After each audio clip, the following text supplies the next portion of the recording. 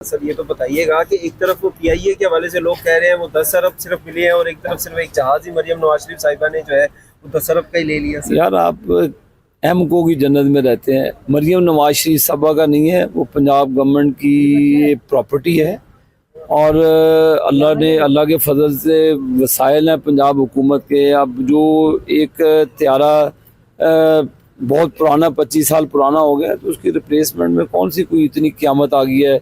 मुल्क में और भी बड़े इशू हैं, त्यारा इशू नहीं है। आप त्यारे से निकल के जिन लोगों ने मुल्क का बेड़ा गर्क किया है उनके बारे में बात करें। बाकी भी लोग बर्बाद हो गए हैं सर, लोग बेरोजगारी से मर रहे हैं सर। दूसरी तरफ सैलाब देखे सैलाब आता है, कीपी में भी आया है, उस बलूचिस्तान में भी आता है, सिंध में भी आता है। तो यार सर उन्होंने दुनिया में ये चीज़ें नहीं होती। आप मरियम नवाज शरीफ साहबा के जो लाखों जो वेलफेयर के काम है सूबे भर की, ये हर चीज़ के हमारी अल्लाह के फजल से जो मरियम नवाज शरीफ साहबा के कारनामे ये बाकी सूबों में भी जाके बेटा जी इसका लोग अभी तक अपने घरों में नहीं पहुंच सके।